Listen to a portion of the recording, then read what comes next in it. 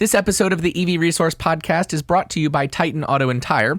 Titan has some of the very few independent auto repair shops in Central Virginia that are qualified to work on EVs and hybrids. And from hybrids to Hummers, they fix everything. For more information and to schedule an appointment for your vehicle, go to TitanAutoTire.com.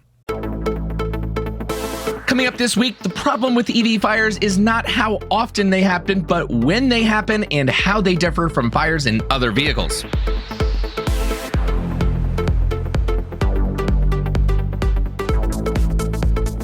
Well, hello, friends, and welcome to episode 150 of the EV Resource Podcast. I'm Zach Hurst, and each week I bring you the latest EV news, information, and interviews with industry experts. This episode is going to be a super special one, and it's actually something I've been working on for quite a while. I just published the corresponding article in the latest issue of the EV Resource magazine, but I also wanted to bring this in audio form to all of you because it's a serious issue that's deserving of an unbiased approach. You see, with the issue of fires and electric vehicles, it seems like we're just getting a massive amount of information from different competing sides, and it's all very surface level and nothing that really dives into the truth about EV fires. So I've started a 3-part series on this subject, and in this episode, which will be representative of part 1, I'm going to introduce you to the problem of electric vehicle fires, go over the statistics and how they compare to fires in other vehicles, and then explain why EV fires occur and the risks involved, and talk about why they require a very different approach to suppress and extinguish. In parts 2 and 3, the future episodes, I'll get into the innovations and advancements in battery technology, the differences in how battery chemistries affect fire risk, the role battery management systems play in preventing fires, and highlight some really cool technology that I think is going to have a very significant impact on this issue in the future. So it's a 3-part series, and part 1 is right now. There are several things that can cause a fire in an electric vehicle, but the majority of cases are due to a fault or defect in the battery design, abuse of one or more battery cells, either by overheating, crushing, penetration, or overcharging, or as a result of a collision, which of course then means that you're going to have an abused battery cell. A fire will start when a damaged or abused battery cell is short-circuited, triggering a chemical reaction that generates toxic inflammable gases and, as you might guess, a significant amount of heat. This heat can then lead to a chain reaction in the battery pack from one cell to another, and that is called thermal runaway. And electric vehicle packs are typically composed of hundreds and sometimes thousands of individual battery cells, and they're so densely packed together to occupy as little space as possible. When one or more of the battery cells is damaged or abused, the resulting heat can affect the battery cells adjacent to the first, causing an additional failure, more heat, and gases in an uncontrollable exothermic chain reaction. As thermal runaway progresses, the separator structure within a battery cell collapses, causing the cathode and anode electrodes to touch. This creates an internal short circuit that generates even more heat. Eventually, pressure will build up and the gases that are within the cell are vented, either through blast caps in cylindrical and prismatic cells or by the just bursting of pouch cells. And during that process, heavy metal dust particles from the cathode can form a dark cloud, which is followed by a white vapor cloud as the gases carry fine droplets of the solvent.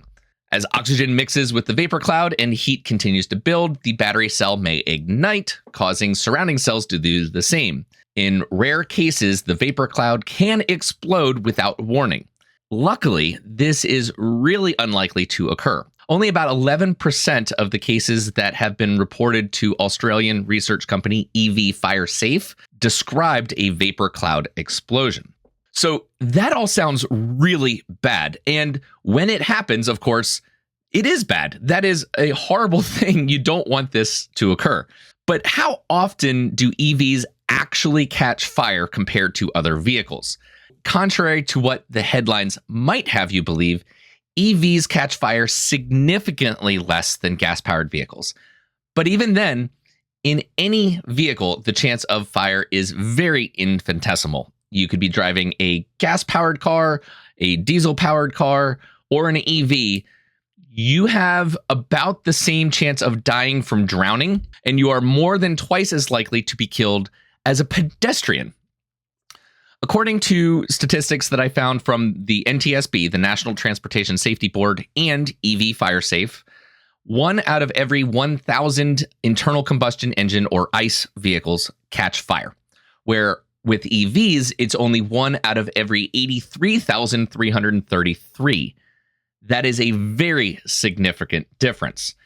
You're talking about a 0.1% chance of a fire in an ICE vehicle and 0.0012% in an EV.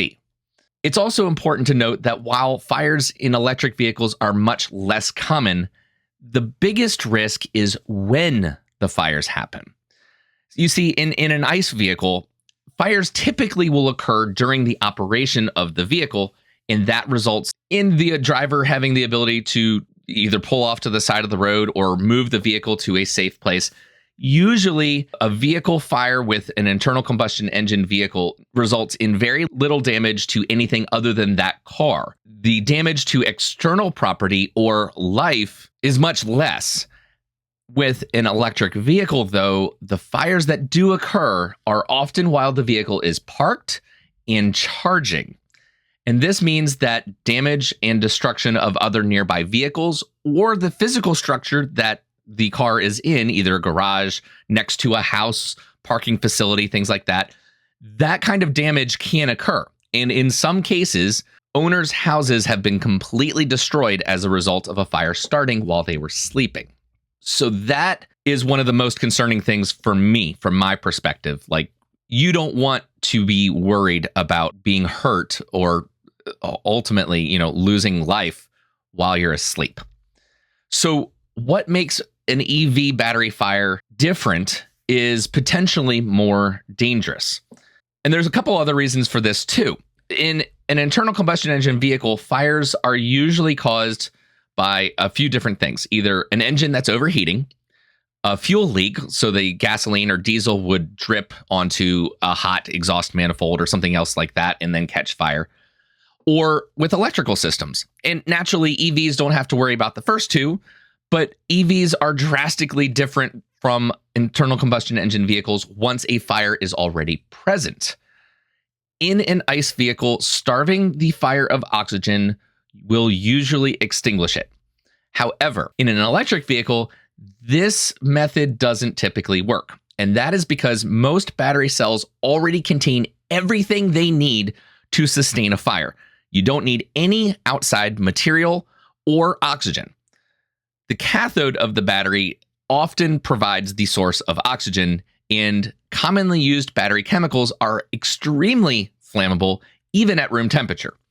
So this means even if you submerge a burning battery cell in water, it will not extinguish. It will continue to have a thermal event until the temperature of the cell is reduced significantly.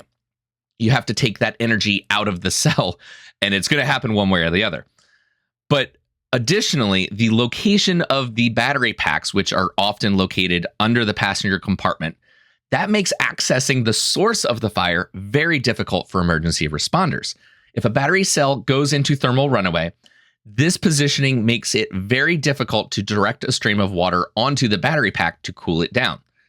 Eventually, an EV fire will, like anything else, burn completely out on its own.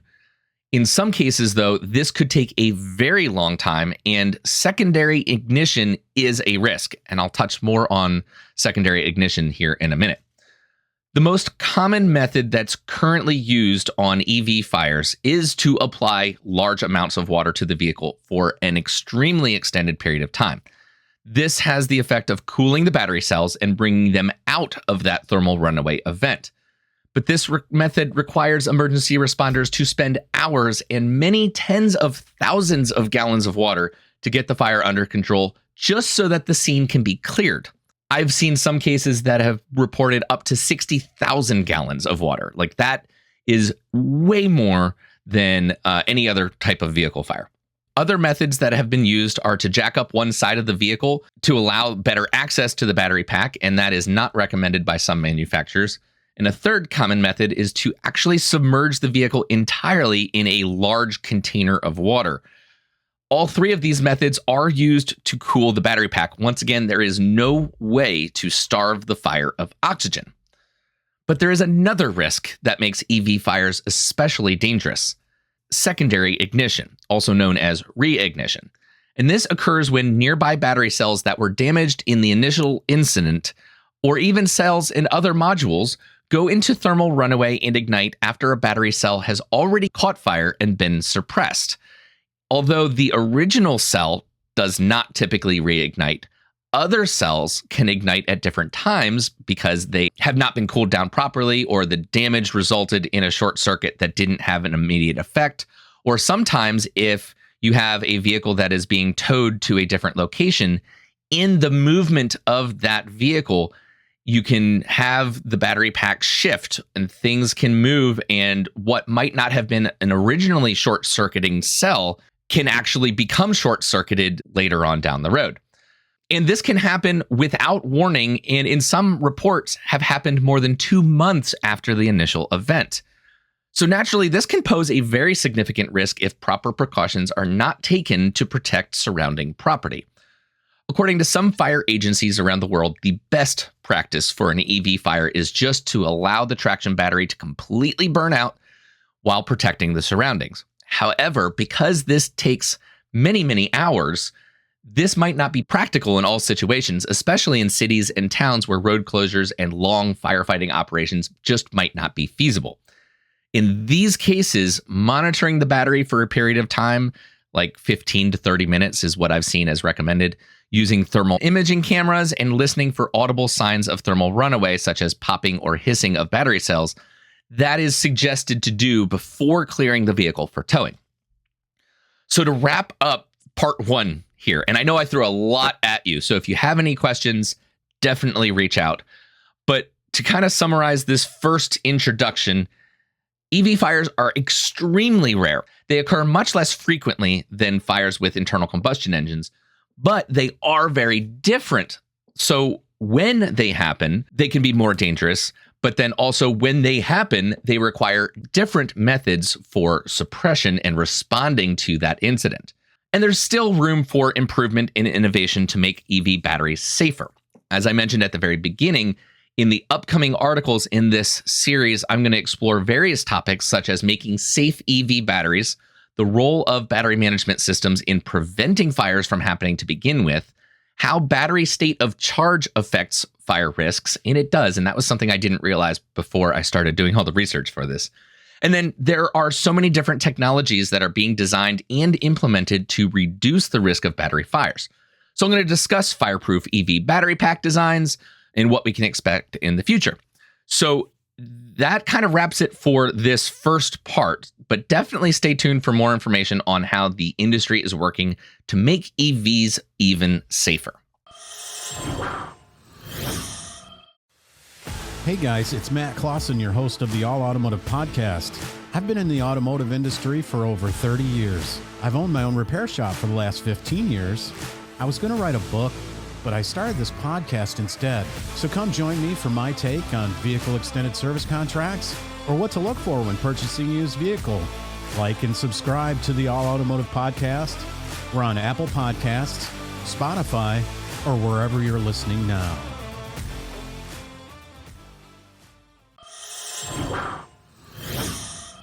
Before I end this shorter episode, I want to thank you all for your patience and understanding with my recent chaotic publishing schedule. I feel I owe you an explanation, and while I'm not going to get into detail, I want you all to know that life has been challenging for me the last few months, both in my personal life, but also with everything I've been doing with EV Resource. Unfortunately, I've not had as much time to work on everything, and as a result, a number of the things that I usually can handle all at once, I've kind of dropped the ball on those. In addition to all of that, as if I didn't already have enough to do, I've co-founded a company that is going to start the process of building out and operating a network of DC fast chargers. This is still very early into the project, but I've had to devote a number of hours to getting this off the ground. As much as I'm very passionate about sharing the EV news and information and more, I just haven't felt like I've been making a big enough impact on the world around me. I want to do more. And I also want to spend the majority of my professional time focusing on moving EV adoption forward. As important as fighting misinformation, anti-EV propaganda, and dispelling myths is, one of the biggest problems that I'm seeing coming down the road in the next few years will be access to affordable and reliable public charging options. So together with a partner, and soon I hope we will be able to hire a team, I want to create charging solutions for unserved and underserved areas of the country. We need it now, and we're definitely going to need more charging options in the future. So the point of sharing all of that is I want you to know that you are important to me. The work that I do with EV Resource is important to me. Making a bigger difference in the world is also very important to me. But my health and my family are most important, and I'm making sure that in my quest to change the world, I don't lose sight of the things that really matter most. That being said, I owe each and every one of you a massive thank you, and especially to those of you who have been helping. As I always do, I want to thank the Patreon supporters who generously give a small financial contribution every month to EV Resource and to me to help cover the costs and keep me engaged. I want to thank members at the producer tier. They are Charles Hall, Eric Weber, and Alan Michael. For just $5 a month, these members are supporting the creation of the podcast, the magazine, the newsletter, and more. And in exchange for their support, these patrons get their name read out once a month here on the podcast.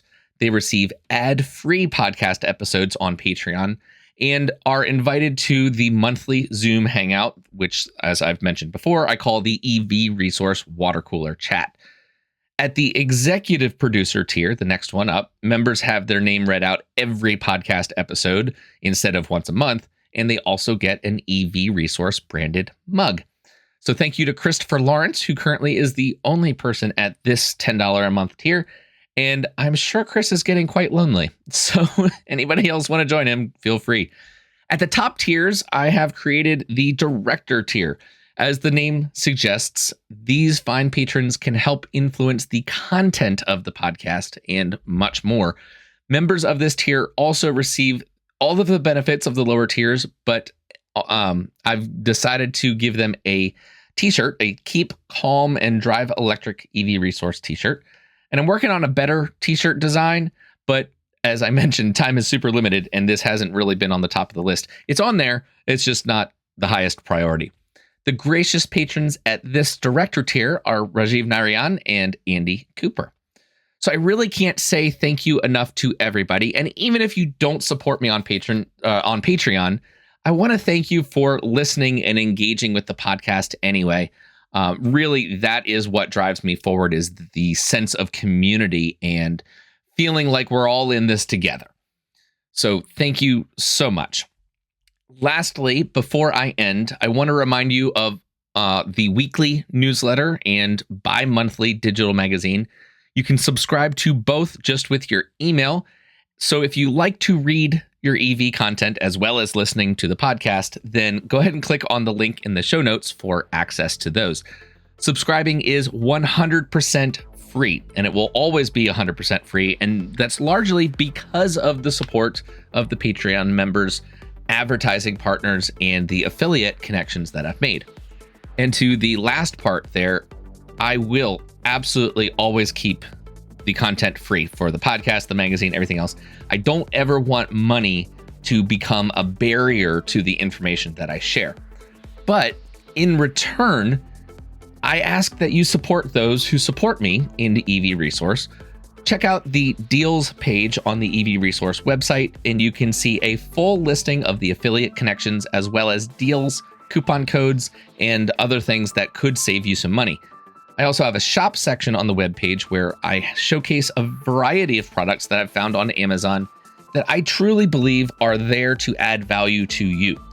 From toys to books to EV chargers and other accessories, there is absolutely something for you or for someone you know. And full disclosure, I do receive a small kickback when anything is purchased through the links that I've provided. And while it's currently not adding up to a whole lot, I do think that, down the road, it will add up and really help the mission from a financial aspect, supporting all of that. So that is it for this podcast episode. Thank you so much for listening. If you have any feedback for me, you can email me at hello@ev-resource.com. Thank you again, and I'll catch you next time.